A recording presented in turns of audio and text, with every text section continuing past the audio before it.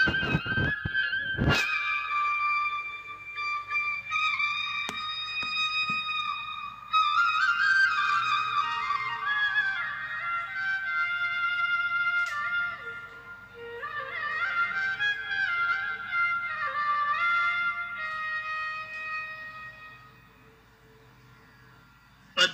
4. ज्ञान कर्म संन्यास योग. दिव्य ज्ञान. भगवान श्री कृष्ण म्हणाले, मी या अव्ययी योग विद्येचा उपदेश सूर्यदेव विवस्वानाला केला आणि विवस्वानाने तो उपदेश मानव जातीचा जनक मनुला केला आणि मनुने तो इक्ष्वाकुला केला. याप्रमाणे हे परमश्रेष्ठ विज्ञान गुरु शिष्य परंपरेद्वारे प्राप्त करण्यात आले आणि राजऋषींनी ते त्याच पद्धतीने जाणून घेतले. पण काळाच्या ओघामध्ये ही परंपरा खंडित झाली आणि म्हणून हे विज्ञान आपल्या यथार्थ रूपात लुप्त झाल्याप्रमाणे दिसते. भगवंतांशी असणाऱ्या संबंधाचे ते अत्यंत पुरातन विज्ञान आज मी तुला सांगत आहे, कारण तू माझा भक्त तसेच मित्रही आहेस आणि म्हणून तू या विज्ञानाचे दिव्य रहस्यही जाणू शकतोस. अर्जुन म्हणाला, सूर्यदेव विवस्वान हा जन्माने तुमच्यापेक्षा ज्येष्ठ आहे, म्हणून प्रारंभी तुम्ही या विज्ञानाचा उपदेश त्याला सांगितला. हे मी कसे जाणावे? श्री भगवान म्हणाले, माझे आणि तुझे अनेकानेक जन्म होऊन गेले आहेत. हे परंतप, मी ते सर्व जन्म आठवू शकतो, पण तू आठवू शकत नाहीस. मी जरी अजन्म आहे आणि माझ्या दिव्य शरीराचा कधीच नाश होत नाही आणि मी जरी सर्व प्राणीमात्रांचा ईश्वर आहे, तरी प्रत्येक युगायुगात मी माझ्या मूळ दिव्य रूपात अवतीर्ण होत असतो. जेव्हा जेव्हा आणि जेथे जेथे धर्माचरणाचा ह्रास होतो आणि अधर्माचे वर्चस्व होते, त्यावेळी हे भारता मी स्वतः अवतीर्ण होतो. भक्तांचा उद्धार करण्याकरता आणि दुष्टांचा विनाश करण्याकरता तसेच धर्माची पुनर्स्थापना करण्याकरिता मी स्वतः युगायुगात प्रकट होतो. जो माझ्या जन्माचे आणि कर्माचे दिव्य स्वरूप जाणतो, तो देहत्याग केल्यानंतर या भौतिक जगतात पुन्हा जन्म घेत नाही. तर हे अर्जुना, तो माझ्या शाश्वत धामाची प्राप्ती करतो. आसक्ती, भय आणि क्रोध यातून मुक्त झालेले, पूर्णपणे मतपरायण झालेले आणि माझा आश्रय ग्रहण करणारे गतकाळातील अनेकानेक मनुष्य माझ्या विषयीच्या ज्ञानामुळे शुद्ध झाले आहेत आणि याप्रमाणे त्या सर्वांना माझ्या विषयीच्या दिव्य प्रेमाची प्राप्ती झाली आहे. जे ज्या भावाने मला शरण येतात, त्याला अनुरूप असे फळ मी त्यांना देतो. हे पार्था, सर्वजण माझ्या मार्गाचे सर्व प्रकारे अनुसरण करतात. मनुष्य या जगात सकाम कर्मामध्ये सिद्धीची इच्छा करतात आणि म्हणून ते देवतांची आराधना करतात. अर्थात मनुष्यांना या जगात सकाम कर्मापासून त्वरित फलप्राप्ती होते. भौतिक प्रकृतीचे 3 गुण आणि त्यांना अनुरूप अशा कर्माला अनुसरून मी मानवी समाजाचे 4 विभाग निर्माण केले आहेत.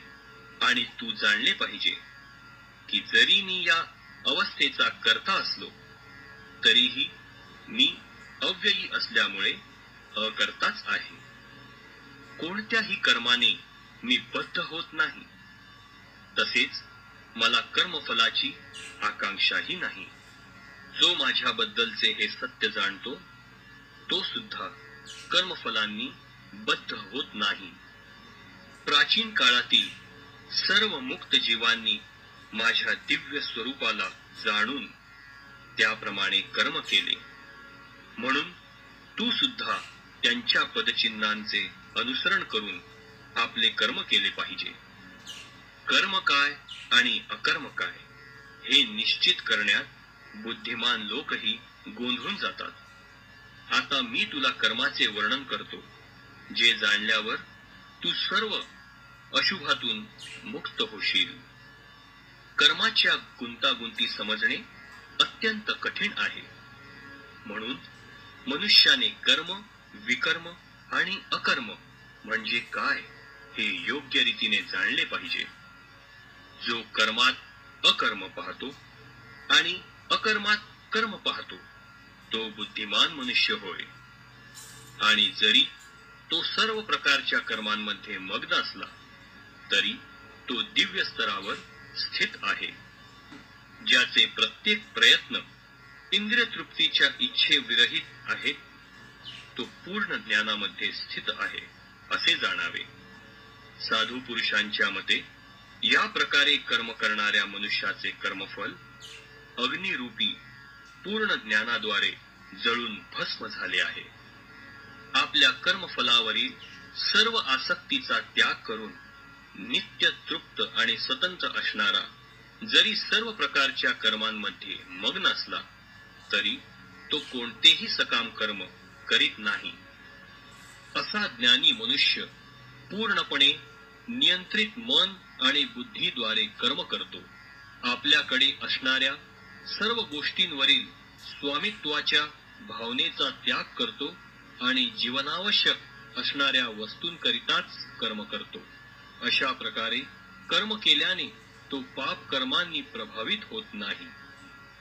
जो सहजपणे होणाऱ्या लाभाने संतुष्ट असतो, जो द्वंद्वांपासून मुक्त आहे आणि मत्सर करीत नाही, तसेच जो यशापयशामध्येही स्थिर असतो, तो जरी सर्व प्रकारची कर्मे करीत असला तरी त्यामुळे कधीच बद्ध होत नाही. जो मनुष्य प्राकृतिक गुणांपासून अनासक्त आहे आणि पूर्णपणे दिव्य ज्ञानामध्ये स्थित आहे, त्याचे कर्म पूर्णपणे दिव्यत्व प्राप्त करते. कृष्ण भावनेमध्ये पूर्णपणे तल्लीन झालेल्या मनुष्याला निश्चितच भगवत धामाची प्राप्ती होते, कारण तो आध्यात्मिक क्रियात पूर्णपणे निमग्न झालेला असतो. या आध्यात्मिक क्रियांमध्ये हवन सुद्धा आध्यात्मिक स्वरूपाचे अर्थात ब्रह्मरूप आहे आणि हवी सुद्धा आध्यात्मिक स्वरूपाचीच आहे. काही योगीजन देवदेवतांना विविध प्रकारचे यज्ञ अर्पण करून त्यांची चांगल्या रीतीने उपासना करतात आणि त्यातील काही जण परब्रह्मरूप अग्नीमध्ये यज्ञ अर्पण करतात. यापैकी काही जण अर्थात विशुद्ध ब्रह्मचारी श्रवण आदी प्रक्रिया आणि इंद्रियांची मानसिक संयम रूपी अग्नीमध्ये आहुती देतात आणि इतर अर्थात नियमन केलेले गृहस्थाश्रमी इंद्रिय विषयांची इंद्रियाग्नीमध्ये आहुती देतात. इतर व्यक्ती ज्या मन आणि इंद्रियांच्या संयमाद्वारे आत्मसाक्षात्कार प्राप्तीसाठी इच्छुक असतात, त्या इंद्रिये आणि प्राणाच्या सर्व क्रिया आहुती रूपाने नियंत्रित मनरूपी अग्नीमध्ये अर्पण करतात. काही जण कठोर व्रत धारण करून, काही जण आपल्याकडील द्रव्यांचा यज्ञ करून, काही जण खडतर तपस्या करून, काही जण अष्टांग योग पद्धतीचे आचरण करून किंवा काही दिव्य ज्ञानामध्ये प्रगत होण्यासाठी वेदाध्ययन करून प्रबुद्ध होतात. या व्यतिरिक्त इतरही लोक आहेत जे समाधीस्थ राहण्याकरिता प्राणायाम पद्धतीचा अवलंब करतात. ते प्राणवायूची अपानवायूमध्ये आणि अपानवायूची प्राणवायूमध्ये आहुती देतात आणि शेवटी संपूर्ण श्वासोच्छ्वास थांबवून समाधी अवस्थेत राहतात. अन्य लोक आहार नियमन करून प्राणवायूच प्राणवायूमध्ये यज्ञ म्हणून अर्पण करतात. यज्ञाचे प्रयोजन उत्तम रीतीने जाणणारे हे सर्व यज्ञकर्ते पाप कर्मातून मुक्त होतात आणि यज्ञाच्या अविशिष्ट रूपी अमृताची चव घेतल्यामुळे ते सनातन ब्रह्मस्तराची प्राप्ती करतात. हे कुरुश्रेष्ठा, यज्ञ केल्याविना मनुष्य या लोकामध्ये किंवा या जीवनामध्ये कधीच सुखप्राप्ती करू शकत नाही, तर पुढील जीवनाबद्दल काय सांगावे. हे सर्व विविध प्रकारचे यज्ञ वेदसंमत आहेत आणि ते सर्व विविध प्रकारच्या कर्मांपासून उत्पन्न झाले आहेत. याप्रमाणे त्यांना जाणल्यावर तू मुक्त होशील. हे परंतप, केवळ द्रव्य यज्ञापेक्षा ज्ञानयज्ञ श्रेष्ठ आहे. अंततः हे पार्था, सर्व कर्मयज्ञांचे पर्यावसान दिव्य ज्ञानामध्ये होते. आध्यात्मिक गुरूंकडे जाऊन तत्व जाणण्याचा प्रयत्न कर. नम्रपणे त्यांना प्रश्न विचार आणि त्यांची सेवा कर. आत्मसाक्षात्कारी व्यक्ती तुला ज्ञान प्रदान करू शकतात, कारण त्यांनी तत्व जाणलेले असते. आत्मसाक्षात्कारी जीवांकडून वास्तविक ज्ञानाची प्राप्ती झाल्यावर तू पुन्हा मोहित होणार नाहीस, कारण या ज्ञानाद्वारे तू पाहशील की सर्व प्राणी मात्र हे परमात्म्याचे अंश आहेत, अर्थात ते माझेच आहेत. तुला सर्व पापी लोकांमध्ये अत्यधिक पापी जरी समजण्यात आले, तरी तू जेव्हा दिव्य ज्ञान रूपी नौकेमध्ये आरूढ होशील, तेव्हा तू दुःखरूपी महासागर पार करण्यास समर्थ होशील. ज्याप्रमाणे प्रज्वलित अग्नी सरपण भस्मसात करून टाकतो, त्याचप्रमाणे हे अर्जुना, ज्ञानरूपी अग्नी सर्व प्राकृत कर्मबंधनाने भस्मसात करून टाकतो. या जगात दिव्य ज्ञानासारखे विशुद्ध आणि उदात्त असे इतर काहीही नाही. असे ज्ञान म्हणजे सर्व सिद्धींचे परिपक्व फळ आहे. जो भक्तियोगाच्या आचरणामध्ये निपुण झाला आहे, तो योग्य समयी स्वतःमध्येच या ज्ञानाचे आस्वादन करतो. जो श्रद्धावान मनुष्य दिव्य ज्ञानाची प्राप्ती करण्यासाठी समर्पित आहे आणि ज्याने आपली इंद्रिये संयमित केली आहे, तो असे ज्ञान प्राप्त करण्यास पात्र आहे. आणि असे ज्ञान प्राप्त झाल्यावर त्याला परम आध्यात्मिक शांती लवकरच प्राप्त होते. परंतु प्रमाणित शास्त्रांबद्दल संशयी असणाऱ्या अज्ञानी आणि श्रद्धाहीन मनुष्यांना भगवत भावनेची प्राप्ती होत नाही, तर त्यांचे पतन होते. संशयी आत्म्याला या लोकामध्ये किंवा परलोकातही सुखाची प्राप्ती होऊ शकत नाही. आपल्या कर्मफलांचा त्याग करून जो भक्ती योग युक्त कर्म करतो आणि दिव्य ज्ञानाद्वारे ज्याचे संशय नष्ट झाले आहेत, तोच वास्तविकपणे आत्मस्थित आहे.